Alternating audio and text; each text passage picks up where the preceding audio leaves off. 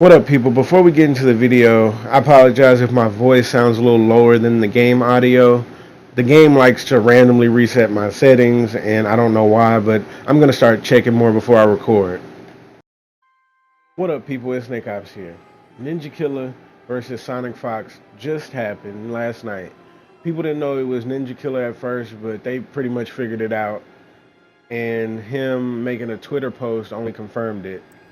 So, we're going to talk about how that match went and everything. Now, I want you to go watch the match first and then come back here. I'm going to link the match from Sonicfox perspective in the description and Ninjakilla's. So, here we're just going to be talking about the set and everything, after you watch it. So, just leave for a bit, go watch the video, or go watch, skip around and watch some, come back here. This is where we're going to be talking about what happened. So we're going to be putting on one of Ninjakilla's matches while we're talking about this. So basically, Ninjakilla bodied him. He really did. You barely ever see Sonicfox get bodied. Even Sonicfox put on his thumbnail body. You barely see him get bodied. Sonicfox is good. So when he gets bodied, it's like, whoa, what's going on? This don't look right. That's probably why people were so defensive and everything when Ninjakilla beat him badly in MKX. But, as you know, Sonicfox wasn't really playing the game like that. So that's the excuse people made to where they were like, if Sonicfox was at the top of his game, Ninjakilla wouldn't even be able to hang with him. And that's a valid argument to make. It really is. You can't dispute that completely until you have proof otherwise. Now we have proof otherwise. Sonicfox is at the top of his game in this game, and Ninjakilla bodied him. He just really did. And we're going to be talking about why I personally feel Ninjakilla can hang with him. Ninjakilla is just raw skill. Like, he's optimal. He doesn't let you get away with anything, and that's the biggest thing when it comes to every time I see Sonicfox get beat, people don't let him get away with anything. Usually, like this one commentator said, when people are fighting Sonicfox, they let him get away with stuff because it's Sonicfox.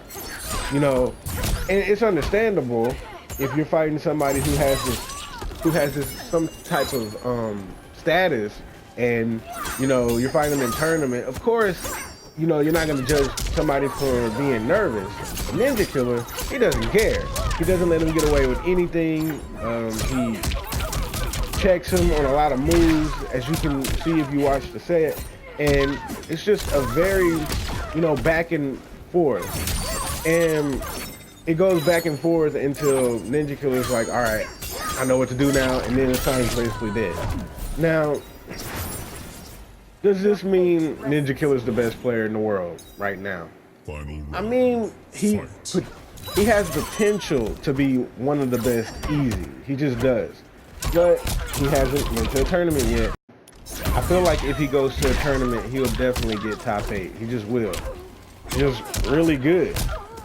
Now, Ninjakilla says he hasn't been to tournaments because he doesn't want to get a sponsor and let them down, basically, or have the risk of letting them down. He wants to just, go to a tournament and play for himself, which is understandable. And he says he didn't have the funds to go to Combo Breaker, so, he opened up his donations, and hopefully people are helping him out. And hopefully, he can get a nice little paycheck off of the set versus him and Sonicfox I linked in the description. So that's a side note. So back to the set. It was, very in Ninjakilla's favor. I think it was 10-3 or 10-2. Pretty sure it was 10-3. And if you watched it, it's just like, well, dang, we've never seen Sonicfox really get done like this by anybody. And matter of fact, in the 4 years that I've seen Sonicfox in tournament, I've never seen him beat badly as Ninjakilla beats him by anyone in 4 years. And maybe we are entering the era of like, it's just a new beast in the game. Now, the reason I don't want to be like all these other people and just hype Ninja up is, first of all, Ninja, I don't know if he has that competitive spirit to where he even wants people to count him in like that. I mean, it seems like he does now, but in MKX it was kind of like, oh, I don't want the spotlight and all this. That's what he was acting like. And so me, I don't want to hype up somebody or just, you know, have high expectations for somebody who doesn't want you to have high expectations for him. But I think in this game, you know, he's got a confidence boost now that he can hang. Like, I feel like it got to him that people were saying it was just the fact that he was playing the game when all the pros quit, but now he can hang. He won his first offline event that in MK11, and I don't know if you watched that. I probably might try to find it on YouTube and link it. He won his first online event. Now he's got 10-3 in Sonic under his record. He's the first person to beat Sonicfox in a set, period, in this game. And yeah. Now, I'm actually curious what you all think. How do you feel about the whole, you know, 10-3 match and how good Ninjakilla did against him? There was a lot of people saying Ninja wouldn't be able to hang in this game if all the pros were playing. All the pros are playing, and he seems to be hanging with people. So, are y'all happy that all the people who lit in the Ninjakilla, they were all saying, oh, he only was doing good because of this and that?